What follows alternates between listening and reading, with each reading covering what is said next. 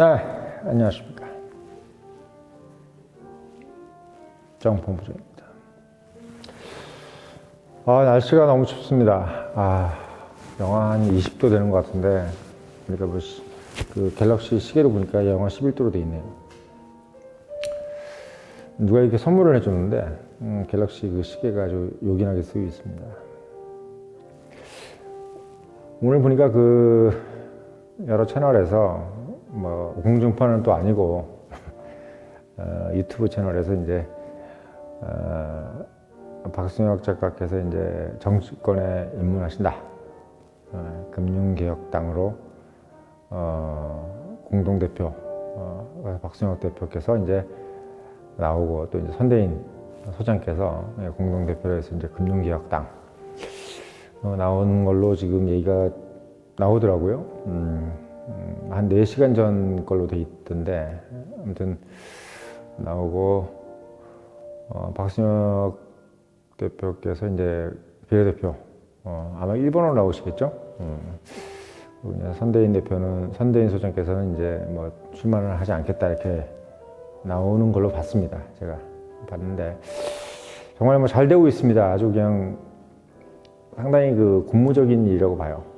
제가 비록 이제 보수 쪽에 몸담는 입장에서라도 봤을 때 지금 이런 모습이 제가 봤을 때는 국민의힘한테도 상당히 좋은 방향이고 또 민주당도 사실은 여러모로 봤을 때 또 이런 리액션에서 많은 어떤 각인을 할 겁니다.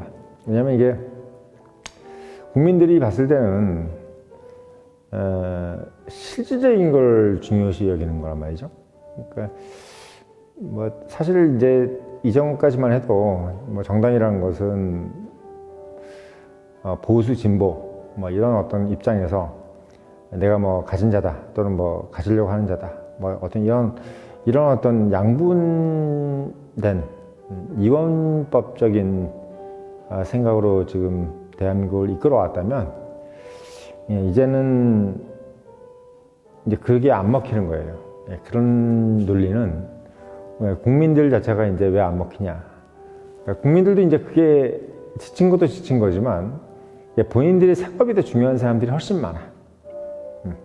근데 그게 이제 제가 늘 말씀드렸지만 이제 개인 투자자라고 하는 분들이죠. 그러니까 이 개인 투자자 분들이 직업이 없는 분들도 아니에요. 다 직업들도 있고, 자영업을 하든, 또는 스타트업을 하시든, 아니면 샐러리맨을 하시든. 근데 이분들은 기본적으로 어떤 이데올로기나 또는 권위주의에 함몰되지 않는. 그러니까 말하자면 본인이 어떤 투자를 하면서 느껴지는 본능적인 이제 감이 생긴 거죠. 그러니까 보통 자기가 어떤 일에 투자를 하면 이제 알게 되는 거예요. 이게 약간 뭐랄까요, 사업가적인 마인드가 생기는 거지.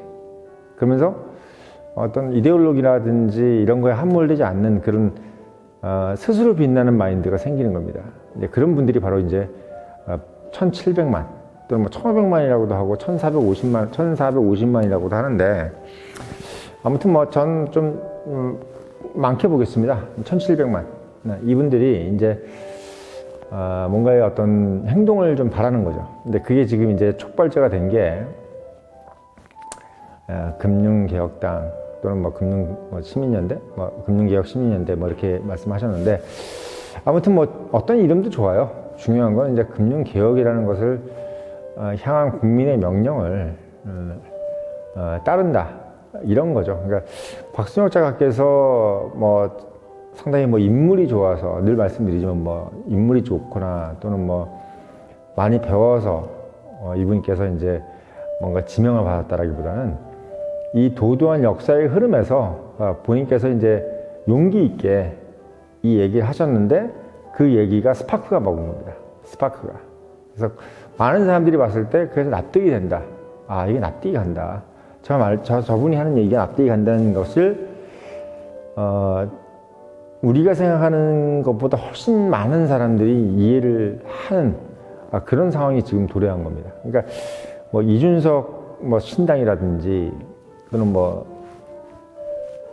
누구예요? 그 민주당의 뭐 이낙연 신당이 이런 분들이 하는 신당은 지금 국민들한테는 별로 이렇게 임팩트가 없어요. 왜? 뭐 정치적 이해 논리에 의한 신당이잖아요. 그러니까 본인들이 어떤 자기들끼리 어떤 정치 이해 관계에서 뭔가의 어떤 불이익을 당했기 때문에 본인들의 어떤 정치적 이익 때문에 나온 또는 만들어지는 신당인데 지금 이제 박순환 작가께서 만드시려고 하는 이거는 본인의 개인적 이익이 없지 않습니까? 예, 본인이 뭐 정치를 오래 한 것도 아니고 어떤 정당에서 뭔가 분리돼서 본인이 얻을 수 있는 뭐 이해관계가 없죠. 그래서 지금 제가 봤을 때는 늘 말씀드렸지만 대의 명분이 너무 좋아요. 예, 너무 좋아. 그러니까 제가 뭐 봤을 때는 이거는 상당히 확실하다라는 느낌이 거듭 듭니다. 다만 이제 좀 지금부터 이제 준비를 하셔야 될 것은 창당이라는 것은 이제 5대 광역시에서 이제 발기인들, 각 대도시에서 이제 1000명 이상의 이제 발기인들의 서명을 받고 당원들을 이제 모집을 해야 된다는 거예요. 그러니까 이게 좀 약간 좀 힘든 일이에요. 왜냐면 이제 지금은 이제 유튜브로 또는 이제 온라인으로 상당히 많은 이제 지지자들이 있잖아요. 근데 이제 이분들이 실제로 이제 오프라인에서 각 대도시, 뭐 서울, 인천, 대구, 부산, 대전, 광주, 뭐 이 정도겠죠? 여기서 이제 뭐 울산도 마찬가지겠지만 뭐 이 광역시에서 5대 광역시에서 1000명 이상의 이제 발기인이라는 것은 여기서는 이제 당원이겠지. 그러니까 처음 이제 당이 만들어질 때 내가 이 당이 만들어지는 걸 찬성하겠다라고 하는 사람들이 이제 1000명 이상씩 이게 돼야 된다는 게 이제 선거법에 정해져 있죠. 저도 이제 사실은 예전에 제가 이제 소시적에 그 창당 활동에 한번 참여한 적이 있습니다. 근데 뭐 그건 뭐 어린 나이에 저도 이제 상당히 어떤 보수적인 입장에서 그런 어떤 보수 정당 뭐 지금의 국힘당보다 훨씬 더 보수 정당을 한번 창당해 본 적이 있는데 그때 한번 이제 몸을 당해본 적이 있는데 상당히 어려운 일이야. 왜? 고달프고. 왜냐면 이 창당이라는 것은 아무도 알아주지 않잖아요. 뭐 지금 있는 이제 국민의힘이라든지 민주당이 딱 만들어진 데서 이제 뭐 영입이 됐다거나 거기서 뭐 공천을 받는다거나 이런 것은 상당히 좀 흐뭇하고 누가 또 알아주고 재밌잖아. 그리고 또 뭐 나름 어디 가서 뭐 자랑하기도 좋고. 근데 이제 서울에서 또는 뭐 서울에서도 그나마 뭐 여러 뭐 새로운 생각을 가지신 분들도 있고 또는 뭐 박순혁 작가나 이런 분들을 또 유튜브로 많이 보신 분들이 또 여의도나 이런 데 있을 수 있는데 지방 대도시에서 이제 1000명을 모으기가 아마 녹록치는 않을 겁니다. 근데 저는 꼭 그게 이루어졌으면 하는 바람이 있어요. 그래서 이게 왜 이제 그런가라고 봤을 때는 저는 이 금융개혁이라는 것은 사실은 이제 지금까지 누구도 마음속에는 있지만 이야기하지 못했던 근데 그게 한국만 그런 게 아니에요. 그러니까 미국이라든지 특히 미국이지. 미국 같은 경우도 사실 거기에 대해서 상당히 많은 그 비아냥거림 또는 그 비판을 해왔지 않습니까? 특히 뭐 영화를 통해서 그러니까 미국 영화를 보면 이제 뭐 마진콜이라든지 또는 뭐 Too Big to Fail이라고 해서 이제 그 리만 브라더스가 이제 그 파산할 때 그 직전의 어떤 모습들 이런 모습들을 영화로 하는 뭐 빅숏이라든지 뭐 이런 영화들을 자꾸 만들어서 월스트리트의 소위 그 박순혁 작가께서 말씀하시는 그 금융 카르텔들이 모여서 국민들이 낸 돈을 또는 국민들의 돈을 그냥 쉽게 먹으면서 본인들이 이제 파산할 때는 정부의 돈을 그냥 쉽게 보조를 받는 그런 해프닝, 그런 어떤 웃지 못할 코미디를 영화로 만드는 게 상당히 많았죠. 그런 게 이제 박순혁 작가께서 말씀하시는 이제 금융 카르텔입니다. 그래서 사실 지금 이제 우리나라 이 정부에서 대한민국 정부에서 사실 이 금융 카르텔에 대해서 약간 좀 쉽게 생각하는 이유가 솔직히 뭐냐면 미국이라든지 뭐 영국, 특히 미국이죠. 뭐 다른 나라들은 뭐 그냥 조족제이라고 하고 금융에 있어서 가장 대표적인 나라는 미국이에요. 금융의 나라라고 할 수 있죠. 미국은. 근데 미국에 있는 소위 얘기해서 빅 컴퍼니들은 훨씬 더 말도 할 수 없는, 우리가 이제 말로 표현할 수 없는 그런 금융 카르텔의 행보를 보이고 있어요. 근데 그런 거에 비해서 한국은 아무것도 아니지 않느냐. 한국은 그 정도의 돈을 가져가는 것도 아니고, 그 민간 기업들이 모여가지고 정말 말도 못하는, 그런 리만 브라더스라든지, 뭐 메릴린치니, BOA, 뱅크 오브 아메리카니, 뭐 이런 회사들이 정말 그냥 찜짜 먹듯이 돈을 그냥 막 가져가는, 그런 거 아니지 않느냐. 뭐 한국은 그냥 어떻게 보면 그냥 소소하지 않느냐, 이런 생각을 좀 저는 솔직히 가지는 것 같아요. 실제로 보면 또 그쪽이 훨씬 더 규모가 크죠. 그 서민들 돈 좀 앗아가면서 결국은 또 실패하면 정부가 보조해주는, 여기에 너무 익숙해져 있는 것이 이제 미국이란 말이죠. 근데 미국은 원래 또 지난번에도 말씀드렸지만 민간 금융이 모든 걸 또 장악하고 있는 그런 나라이기 때문에 이제 그럴 수가 있는데, 그러다 보니까 한국에 있는 정부 기관에 있는 분들은 야, 뭐 한국 금융이 뭐 미국 정도는 아니잖아. 막 그 정도까지 이렇게 막 해먹는 것도 아닌데, 박수영 작가가 너무 심하게 생각하는 거 아니야? 너무 심하게 뭐 그렇게 얘기하는 거, 이게 카르텔이라고 할 수 있어? 뭐 이렇게 이제 생각을 하실 거라고 저는 분명히 생각하고 있어요. 근데 전 왜 이거를 이제 참 좋은 방향으로 생각을 하냐면, 한국이라는 나라가 어떤 나라입니까? 우리나라 국민은 조금이라도 부정적인 부분 또는 이 부조리하고 정의롭지 못한 부분, 공정하지 못한 부분을 자꾸 이제 물고 늘어지고, 그것 때문에 우리나라가 발전해 온 거잖아요. 그러니까 대한민국이라는 나라가 이렇게 고도 성장을 할 수 있고 민주주의랑 경제 발전을 동시에 이룰 수 있는 가장 큰 이유는 뭐였냐면, 그러니까 이런 조그만 것도 크게 부각시켰던 거예요. 알았잖아요.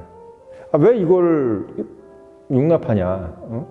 우리는 민주주의도 하지만 경제발전도 하고, 경제발전도 하지만 민주주의도 해야 된다. 그러니까 욕심이 많은 민족이에요, 우리나라 민족이. 그러니까 우리 한국 사람들은 뭐 미국이 그래도 좋고, 영국이 그래도 좋고, 프랑스가 그래도 좋은데, 한국은 뭐 소위 얘기해서 뭐 그게 금융 카르텔이 미국 정도는 아니라 상관없다. 한국 기준으로 봤을 때, 우리나라 국민의 기준으로 봤을 때는 이것도 금융 카르텔이니까 이것도 단호하게 처리를 해줬으면 좋겠다라고 생각을 하는 거야. 저는 그걸 높이 사는 겁니다.